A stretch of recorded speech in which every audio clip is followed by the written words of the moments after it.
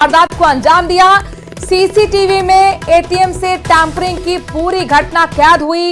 एक ही रात में 3 जगह एटीएम से टैंपरिंग की कोशिश की गई है। पीछा कर 2 बदमाशों को पकड़े जाने की जानकारी मिल रही है। बड़ी खबर आपको बता रहे हैं किस कदर यहां चोरों के हौसले बुलंद हो चुके हैं। आप अंदाज लगाइए कि एक ही रात में 3 एटीएम के साथ टैंपरिंग करने की कोशिश की गई। बस डिपो, चूना फाटक और भगत सिंह चौक, ये 3 इलाके जहां पर वारदात को अंजाम दिया गया। सीसीटीवी की फुटेज भी आपको दिखा रहे हैं, जहां पर देखिए किस तरीके से बदमाश टैंपरिंग करते हुए एटीएम के साथ नजर आ रहे हैं। एक ही रात के अंदर 3 जगह पर एटीएम के साथ टैंपरिंग की कोशिश की गई है और जानकारी यह भी मिल रही है कि 2 बदमाशों को पकड़ लिया गया है। पीछा कर 2 बदमाशों को पकड़ा गया है। ये समझने की कोशिश होगी कि क्या ये कोई गिरोह, गैंग है। एक भगत सिंह चौक है, चूना फाटक है और बस डिपो है। तीनों में अज्ञात चोरों ने क्या किया है, सड़क टैंपरिंग की है, उसके आगे प्लेट लगा दी है। अभी जो भी कस्टमर कैश लेने के लिए आएगा उन्हें कैश मिलेगा नहीं, बट वो कस्टमर के जाने के बाद उस पट्टी को हटाते हैं और वहां से कैश विड्रॉल करते हैं। तो उनको पुलिस के द्वारा उन्हें पकड़ लिया गया है। तभी वहां जाके देखते हैं क्या होगा जो भी है। ये रात को 10 बजे हमारे यहाँ पे चूना फाटक पे एटीएम पे गार्ड है, उसने मुझे सूचना दी, फिर हम लोगों ने उनका रैकी की, उसके बाद उन्हें पकड़ा सुबह मॉर्निंग में। श्रीगंगानगर में बेखौफ बदमाशों ने एटीएम लूट की कोशिश की। हालांकि बदमाश एटीएम लूटने में असफल रहे। दरअसल साधु शहर थाना क्षेत्र के गांव खैरूवाला इलाके में बदमाशों ने एटीएम उखाड़ने की कोशिश की रही। इस दौरान कंट्रोल रूम में सायरन बजने से स्थानीय पुलिस मौके पर पहुंच गई, जिसके बाद बदमाश मौके से फरार हो गए। फिलहाल पुलिस घटना की जानकारी जुटाने में लगी हुई है, जांच को आगे बढ़ा रही है। नाकाम कोशिश बेखौफ बदमाशों की एटीएम लूटने की कोशिश, हालांकि एटीएम लूटने में असफल रहे हैं बदमाश। दरअसल आपको बता दें कि बदमाशों ने एटीएम उखाड़ने की जैसी कोशिश की, उसी दौरान कंट्रोल रूम में सायरन बज गया और वहां पर पुलिस मौके पर पहुंच गई। ऐसे में वहां से बदमाश भागते हुए नजर आए। तो कंट्रोल रूम में सायरन बजने से आखिरकार वारदात होते होते बच गई, रुक गई। ये बदमाश आपको नजर आ रहे हैं जो एटीएम को लूटने की कोशिश कर रहे हैं।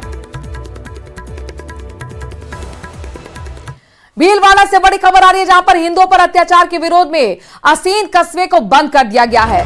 बांग्लादेश में हिंदू उत्पीड़न का विरोध किया जा रहा है। सर्व हिंदू समाज ने बंद का आह्वान किया था। असीन कस्बे के व्यापारियों ने भी बंद का समर्थन दिया है। उपखंड अधिकारी को ज्ञापन भी सौंपा जाएगा। बंद करके बड़े मंदिर में लोग इकट्ठा हुए हैं। सुनसान सड़कें, बाजार बंद आपको नजर आ रहा है। ये तस्वीरें भीलवाड़े की हैं। दरअसल हिंदुओं पर जिस तरीके से अत्याचार हो रहा है, साधु संतों की गिरफ्तारी हो रही है, मंदिर को निशाना बनाया जा रहा है बांग्लादेश के अंदर, उसी को लेकर सर्व हिंदू समाज ने बंद का आह्वान किया था, विरोध किया था। असीन कस्बे के व्यापारियों ने भी बंद का समर्थन दिया है। मंदिर की तस्वीरें दिखा रहे हैं, जहां पर सर्व समाज के लोग इकट्ठा होकर अपना गुस्सा जाहिर कर रहे हैं। बांग्लादेश में अल्पसंख्यक हिंदुओं पर हो रहे अत्याचार के खिलाफ जयपुर में बड़ी संख्या में लोगों ने विरोध प्रदर्शन किया है। सर्व समाज की ओर से किए जा रहे इस प्रदर्शन में भारी संख्या में साधु संत भी मौजूद हैं। इस दौरान लोगों ने हाथों में तख्तियां ली हुई हैं, नारेबाजी कर रहे हैं, भारत सरकार से तुरंत हस्तक्षेप करने और बांग्लादेश पर कई तरह के प्रतिबंध लगाने की मांग लोग कर रहे हैं। तस्वीर आपके सामने, 3 तस्वीर आपके सामने है, जहां पर देखिए पहली तस्वीर आपको जयपुर की दिखा रहे, जहां पर सब समाज की तरफ से किस तरीके से हिंदुओं पर हो रहे अत्याचार को लेकर आक्रोश जाहिर किया जा रहा है, विरोध प्रदर्शन किया जा रहा है, रैली निकाली जा रही है। और ये जो लास्ट की तस्वीर है, ये हिंदुओं पर अत्याचार की तस्वीर है, साधु संतों की गिरफ्तारी की तस्वीर है। बांग्लादेश में लगातार हिंदुओं को निशाना बनाया जा रहा है और उसी का विरोध भारत के अंदर हो रहा है। देश के अंदर जगह जगह पर विरोध मार्च निकाला जा रहा है। ऐसा ही एक मार्च सर्व समाज की तरफ से जयपुर में, जिसमें तस्वीरें में आप साधु संतों को भी बड़ी संख्या में देख रहे हैं। तख्तियों पर लिखा गया है कि हिंदुओं पर निशाना बनाना बंद करो, हिंदुओं को अत्याचार उन पर बंद करो, और भारत सरकार से भी अपील की जा रही है कि इस मामले में तुरंत हस्तक्षेप किया जाए, बांग्लादेश पर प्रतिबंध लगाए जाए।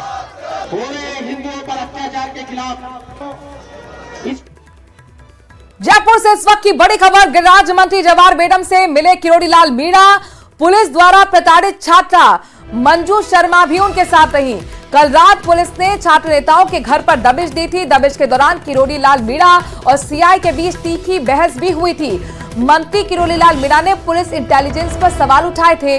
न्यूज 18 से भी बातचीत करते हुए उन्होंने कई गंभीर आरोप पुलिस पर लगाए थे। और अब ये ताजा तस्वीर आपको दिखा रहे हैं। ये देखिए, यहाँ पर इसी पूरे मामले को लेकर पहुंचे गृह राज्य मंत्री जवाहर बेगम के पास किरोड़ी लाल मीणा। मुलाकात की तस्वीरें हैं, वॉक करते हुए दोनों साथ में नजर आ रहे हैं।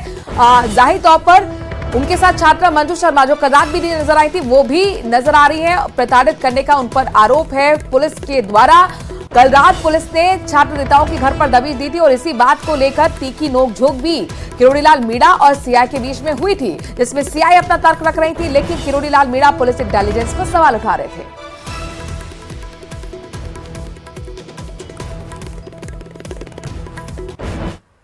राजधानी जयपुर में महेश नगर एसएचओ कविता शर्मा देर रात छात्र नेताओं के घर पर दबिश देने के लिए पहुंची, लेकिन यहां एसएचओ का सामना मंत्री किरोड़ी से हो गया। फिर क्या हुआ, रिपोर्ट देखिए। मंत्री किरोड़ी की पुलिस से तीखी नोकझोंक।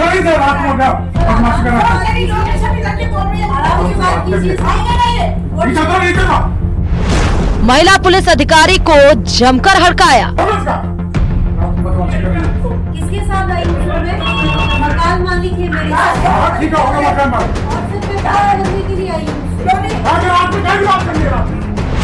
छात्र नेताओं के घर दबिश देने पर भड़के मंत्री। तो आप भी तो आए रात में। तुम क्या की बात कर रहे हो? ऐसा क्यों गुस्सा कर रहे हो? आदमी क्या होता है? चुपचाप नहीं कर रहा। गुस्सा कर रहे क्या गुस्सा कर रहे हो? रात को किसी को मकान को सब इंस्पेक्टर भर्ती परीक्षा 2021 रद्द करवाने के लिए आंदोलन कर रहे छात्र नेता विकास बिथुड़ी के घर पुलिस ने मंगलवार देर रात दबिश दी। महेश नगर थाना कविता शर्मा अभी जांच पड़ताल कर रही हैं कि उनका सामना मंत्री किरोड़ी लाल मीणा से हो गया। फिर जो हुआ वो आप खुद सुन लीजिए।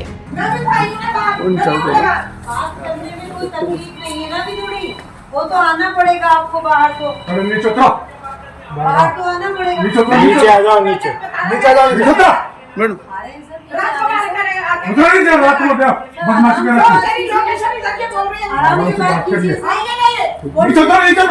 क्या इशू है सर? मंत्री जी है किरोड़ी लाल जी। मेरे को पता है पर मैं आ रही हूँ। आप नीचे आइए। नीचे आ रही हूँ। हटो इसका। रात में बदमाशी करेंगे। मंत्री किरोड़ी लाल मीणा ने छात्र छात्राओं के घर देर रात कार्रवाई को गलत ठहराया और एसएचओ कविता शर्मा को जमकर खरी खोटी सुनाई। किसके साथ आई हूँ सर? मैं मकान मालिक है मेरे साथ। हाँ ठीक है, होगा मकान मालिक। और सर मैं बात करने के लिए आई हूँ उससे। रात में क्या की बात करनी है? रात में तो आप भी तो आए रात में। तुम क्या की बात करोगे रात में? सर ऐसा क्यों गुस्सा कर रहे He is my man. हो? वो मेरा आदमी है जिसको आप पकड़ रहे हैं। आदमी क्या होता है सर? आदमी क्या होता है? चुपचाप नहीं कर रहा। सर ऐसा क्या गुस्सा कर रहे हैं क्या आप? गुस्सा कर रहे हो? रात को किसी को मकान को डिस्टर्ब।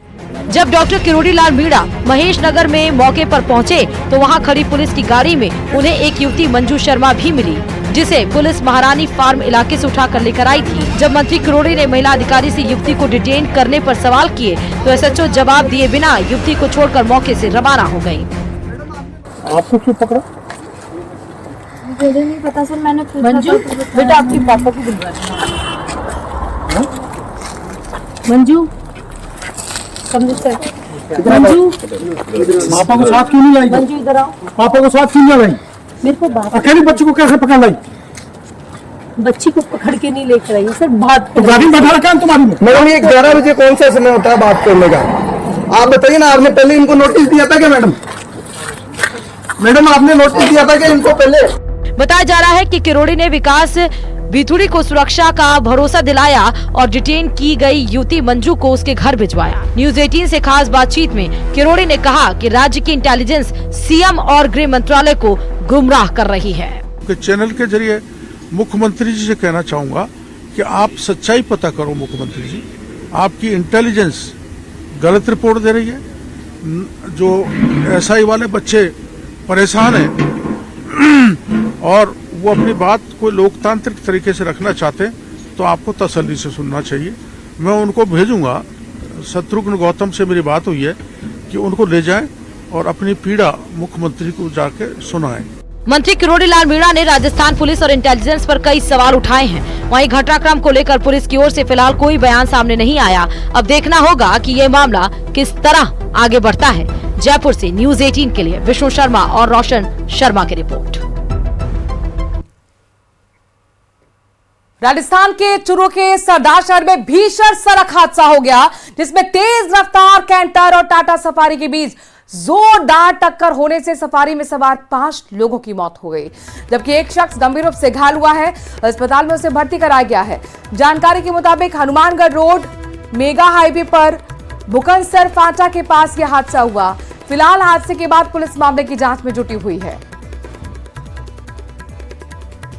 3 बजे के आसपास एक ट्रक और कार की भिड़ंत में 6 लोग थे। इसमें 5 लोगों की मृत्यु हो गई है। एक को गंभीर की हालत को देखते हुए हमने बीकानेर रेफर कर दिया है। सिर में चोट लगी हुई थी उसके कारण। सर, हादसे का कारण क्या बताया जा रहा? काम हादसे का कारण पुलिस के अनुसार ओवर स्पीड बताया जा रहा है। ओवर स्पीड इसमें क्या कि ट्रक के अंदर ही कार घुस गई। काफी मशक्कत के बाद 2 लोगों के कुछ देर बाद, घंटा 1.5 घंटे के बाद निकाला गया। बाकी लोगों को तो पहले लिए थे हॉस्पिटल के अंदर। उधर जोधपुर से भी कुछ ऐसी खबर है, जहां पर पिकअप और बोलेरो में जोरदार टक्कर हो गई। सब्जी से भरी हुई थी पिकअप। सड़क हादसे में सड़क पर सब्जियां बिखर गई। सड़क हादसे में हालांकि कोई जनहानि नहीं हुई है। भगत की कोठी थाना क्षेत्र की घटना है। तस्वीरें भी आपको दिखाएंगे, जहां पर सड़क पर आपको बिखरी हुई सब्जियां नजर आ रही हैं। दरअसल ये सड़क हादसा हो गया। एक पिकअप जो कि सब्जी से भरी हुई थी, वो बोलेरो से टकरा गई और दोनों वाहन की टक्कर में सब्जियां नीचे बिखर गई। टमाटर ही टमाटर आपको सड़क पर नजर आ रहे हैं, लेकिन गनीमत ये रही कि किसी तरह की जनहानि नहीं हुई है।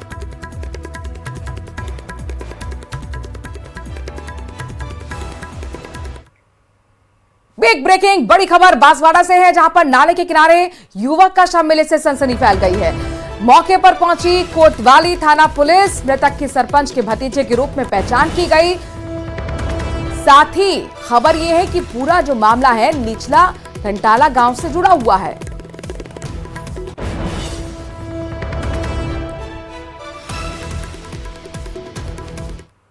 उदयपुर के मोहनराज सुखाड़िया यूनिवर्सिटी के कॉमर्स कॉलेज के पूर्व महासचिव विश्वजीत सिंह का शव कल सवीना स्थित अपने घर में फंदे पर लटका मिला। फिलहाल मौत के कारण क्या रहे, अब तक ये जानकारी नहीं मिली है। विश्वजीत सिंह मंगलवार को घर में अकेले थे और परिजन और रिश्तेदारों से मिलने दिवाली गए हुए थे। इस दौरान विश्वजीत ने घर में फांसी का फंदा लगाकर खुदकुशी कर ली। परिजन जब वापस आए तो मकान का गेट अंदर से बंद मिला। दरवाजा खटखटाने पर अंदर से कोई जवाब जब नहीं मिला तो गेट को तोड़कर अंदर गए। ऐसे में कमरे में विश्वजीत सिंह का शव फंदे से लटका मिला।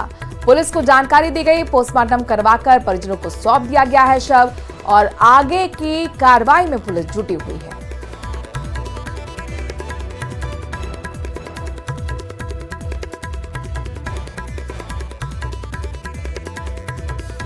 दृश्य है, ये मामला तो हैंगिंग का ही है कि इसने फांसी का आत्महत्या की है। और आगे जो भी हालात है वो अनुसंधान से, जांच से रोशन होंगे। सुसाइड नोट मिला कोई बात सामने? नहीं, ऐसा कोई अभी संज्ञान में नहीं आया है। चूरू के कीतासर गांव में पति को छोड़कर प्रेमी से शादी करने वाली महिला ने एसपी दफ्तर में सुरक्षा की गुहार लगाई है।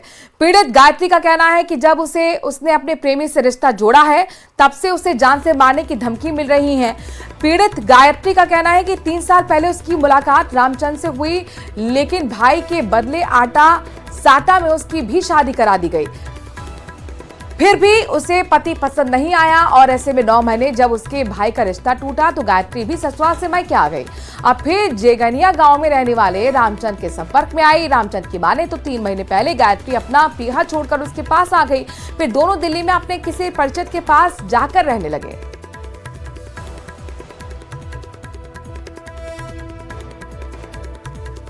खबर झुंझुनू से है। यहां पर बढ़ती सर्दी के असर के साथ चोरों ने धमाचौकड़ी मचाना शुरू कर दिया है। नवलगढ़ इलाके में लगातार चोरी की वारदातें बढ़ रही हैं। दुर्जनपुरा हीरानगर में सूने मकान को निशाना बनाते हुए करीब 2 लाख रुपए के जेवरात, 50,000 की नकदी चोरी कर फरार हो गए चोर।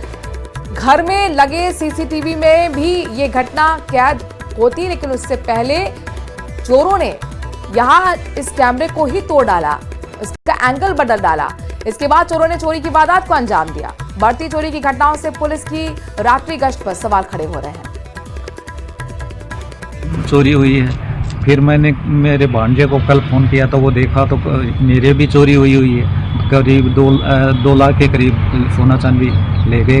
50,000 कैश था, एक सोने का डोरा था, 2 पजेब की जोड़ी थी, 2 सोने की बिट्टी थी, 2 चांदी के सिक्के भी थे। राजधानी जयपुर में संजय सर्किल इलाके में रंगदारी नहीं देने पर व्यापारी पर फायरिंग की साजिश रचने के मामले में पुलिस ने पंजाब की भटिंडा जेल से एक हार्डकोर बदमाश को प्रोडक्शन वारंट पर गिरफ्तार किया है। आरोपी राजेंद्र उर्फ जोकर, जो हार्डकोर बदमाश है और पंजाब में हुए सिद्धू मूसेवाले हत्याकांड में गिरफ्तार हुआ था, तब से पंजाब की भटिंडा जेल में बंद है। आरोपी लंबे समय से लॉरेंस गैंग से जुड़ा हुआ है। इसके इशारे पर ही रोहित गोदाना ने रंगदारी के लिए कारोबारी को धमकी दी थी। हालांकि संजय सर्किल थाना पुलिस की सूझबूझ से कारोबारी की हत्या की वारदात टल गई। बता दें कि राजेंद्र उर्फ जोकर के खिलाफ 3 राज्यों में 21 गंभीर आपराधिक मुकदमे दर्ज हैं।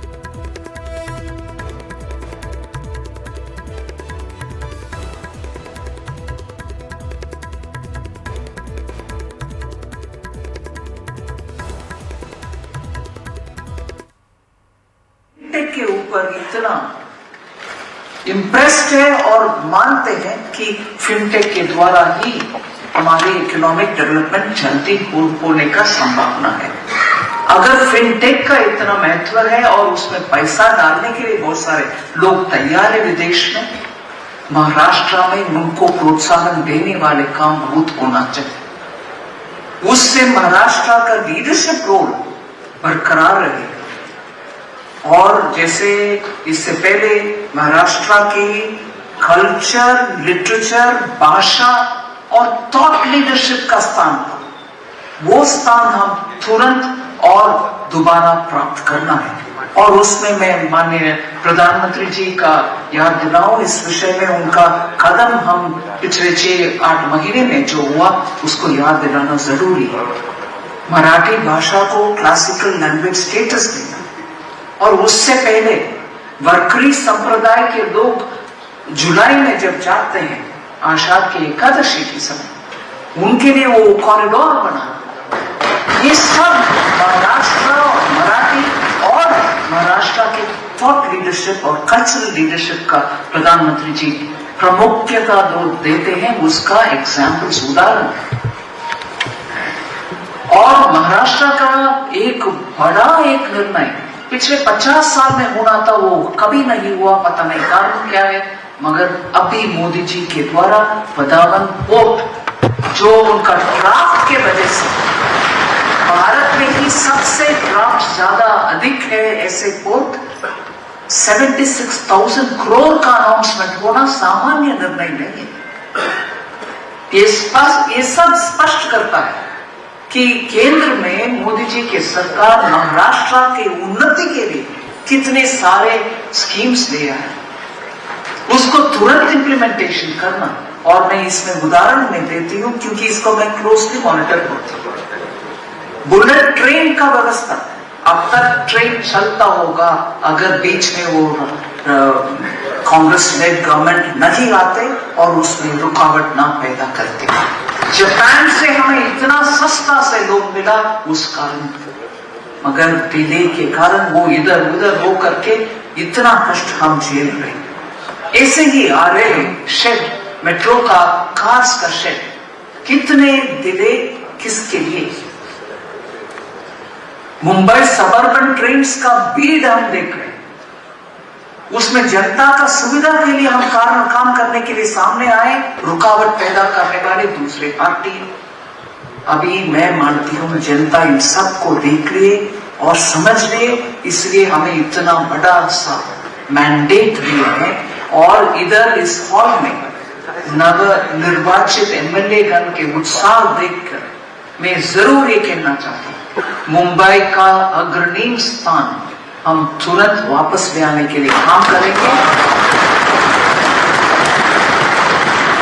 नासिक और उस बेल्ट में जितने भी एग्रीकल्चर संबंध, चाहे वो कंदा, ऑनियन और गार्लिक, इन सभी ग्रेड्स, इन सभी का प्रॉब्लम के लिए और अब आपको ले चलते जयपुर। गृह राज्य मंत्री से मिलने के बाद किरोड़ी लाल मीणा क्या कुछ बोल रहे हैं, सुनते हैं उनको।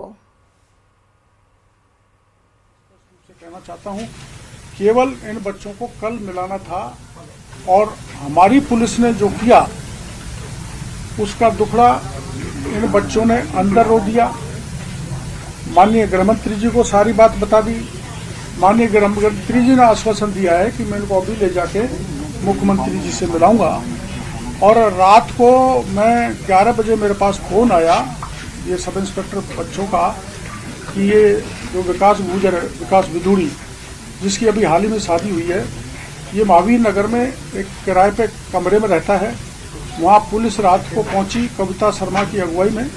इसका गेट तोड़ दिया, इसने खोला नहीं तो बाहर से ताला लगा दिया। मैं पहुंचा तो उसको अत्याचार करने से मैंने रोका कविता शर्मा को। और ये कविता शर्मा कौन है? ये खिलाड़ी के कोटे से भर्ती हुई है। ये फर्जी भर्ती है इसकी, ये कोई खिलाड़ी नहीं है, इसने कोई पदक नहीं जीता। और डीसीपी संजीव नैन ने इसकी जांच की थी, इसके खिलाफ मुकदमा दर्ज है और मुकदमे का नंबर है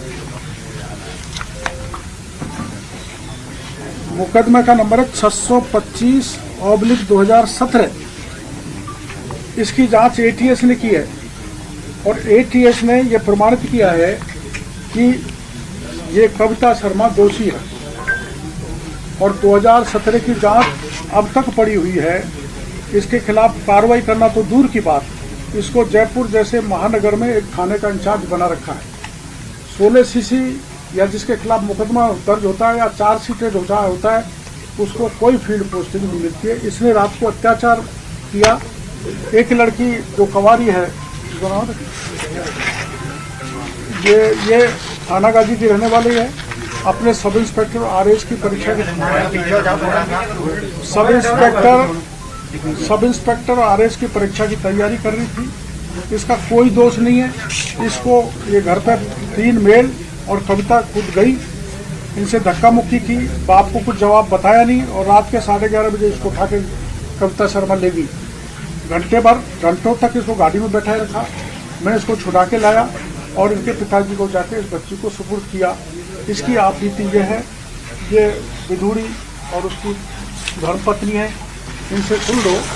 ये मैं यही मंत्री जी को कहने आया हूँ कि ये आप मुख्यमंत्री जी को बताएं और मेरी मंत्री जी से मांग है कि कविता जो चार्जशीटेड है जिस पे मुकदमा दर्ज है, कौन से थाने में दर्ज है?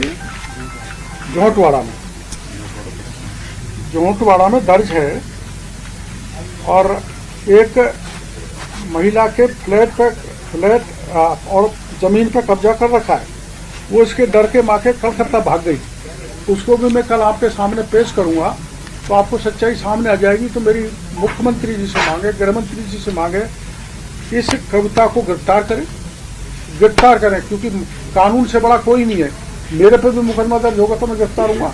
कविता शर्मा जो फर्जी नौकरी से लगी है वो इतनी बड़ी नहीं है कि वो गिरफ्तार नहीं हो, उसको गिरफ्तार किया जाए।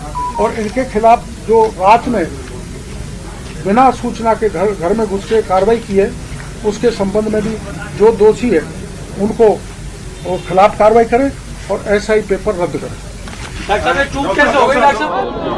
ये एक्चुअली जो एलओपी के अधिकार हैं उसके खिलाफ है, मुझे अलाउ करना चाहिए। कॉन्स्टिट्यूशन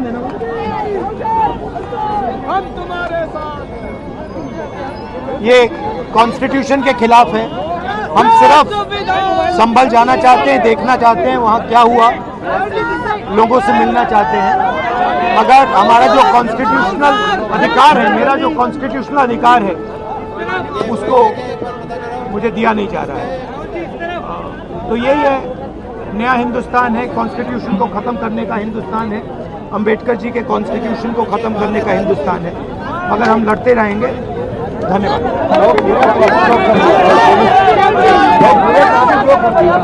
और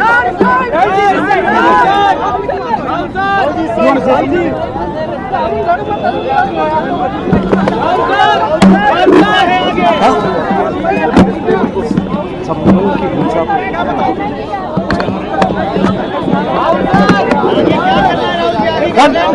गाजीपुर बॉर्डर पर लाइव उनके साथ उनकी बहन प्रियंका गांधी भी हैं। दरअसल उन्हें रोक दिया गया है, उनको कहा गया है कि कानून व्यवस्था ना बिगड़े, इसके लिए आपको हम आगे नहीं बढ़ने देंगे। और उसी को लेकर वो कह रहे हैं कि एलओपी होने के नाते ये मेरा अधिकार है कि देखिए जो संभल में हुआ है सुनते प्रियंका वो गलत है। राहुल जी नेता प्रतिपक्ष हैं, उनके संवैधानिक अधिकार होते हैं, वो बाकी लोगों से अलग होते हैं, उनको रोका नहीं जा सकता इस तरह से। उनका संवैधानिक पद है, संवैधानिक अधिकार है कि उनको अलाउ किया जाए कि वो पीड़ितों से मिलने जाएं। उन्होंने ये भी कहा कि मैं अकेला चले जाऊंगा, यूपी की पुलिस के साथ मैं अकेला चले जाऊंगा, मुझे अकेला ले जाइए। वो भी करने के लिए तैयार नहीं है। पुलिस वालों के पास कोई जवाब नहीं है। शायद उत्तर प्रदेश की स्थिति क्या ये है कि आप इतना भी नहीं संभाल सकते, तो फिर आप इतना गर्व से क्यों कहते हैं कि लॉ एंड ऑर्डर आपने संभाल रखा है यूपी में? तो नेता प्रतिपक्ष है, उनका संवैधानिक अधिकार है, उनको मिलना चाहिए, उनको इजाजत देनी चाहिए थी जाने की।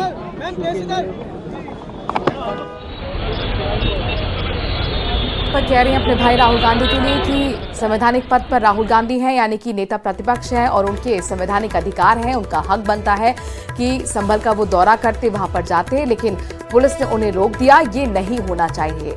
आप देखिए कम से कम 5 किलोमीटर का लंबा चौड़ा जाम लगा हुआ है। आम लोग पिछले 2 घंटे से परेशान हैं, टस से मस एक भी गाड़ी नहीं हुई है। लोग कह रहे हैं कि सिर्फ 5 से 10 लोगों के लिए हमें क्यों रोका गया है। अब जाहिर तौर पर पुलिस पर भी सवाल उठते हैं कि वैकल्पिक व्यवस्था यहां पर क्यों नहीं की, जब पहले से पता था कि राहुल गांधी का दौरा यहां पर प्रस्तावित है। हालांकि प्रशासन ने पहले से मंजूरी नहीं दी, लेकिन उन सियासत के बीच आम लोग भी परेशान हुए। राहुल गांधी को आपने सुना यहां पर गाजीपुर बॉर्डर पर साफ तौर पर कहते हुए नजर आए हैं कि संविधान की दरअसल उन्होंने बुक दिखाई, जो लाल अक्सर वो बुक दिखाते हैं, जगह जगह कई मंचों से वो दिखाते रहे हैं। उस बुक को दिखाते हुए उन्होंने कहा कि एलओपी होने के नाते ये मेरा हक कि मैं संभल जाऊं, लेकिन मुझे यहां पर रोक दिया गया।